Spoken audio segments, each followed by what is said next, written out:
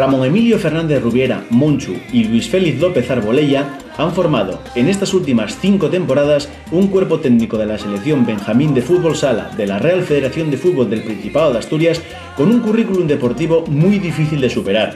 Su participación en los campeonatos de España de la categoría se salda con el siguiente balance: temporada 2008-2009, campeones de España en Azuaga y Llerena, tras imponerse en la final a Murcia por 2-1. Temporada 2009-2010, subcampeones en Villafranca de los Barros, tras perder en la prórroga de la final ante Navarra por 2-1.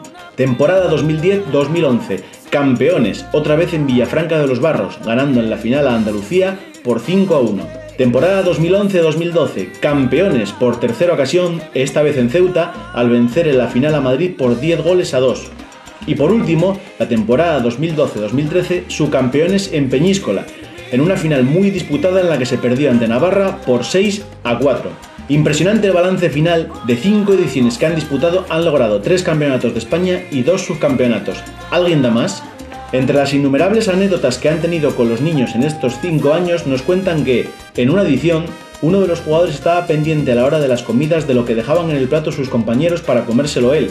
Los seleccionadores tenían miedo que le diera una congestión y era necesario controlar los desayunos, almuerzos y cenas. Después de terminar el campeonato y recibir las medallas, se acercó a Monchu y le dijo: «Hoy me dejarás comer el postre de todos, ¿no?».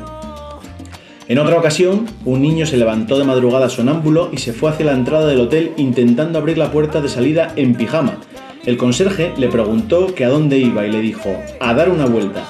Después lo llevaron a su habitación y al día siguiente no recordaba nada del asunto. La Junta Directiva de la Real Federación de Fútbol del Principado de Asturias ha decidido reconocer la brillante labor tanto deportiva como humana llevada a cabo estas 5 temporadas por Monchu y Arbolella, Arbolella y Monchu, por lo que rogamos a todos los asistentes un fortísimo aplauso para ambos.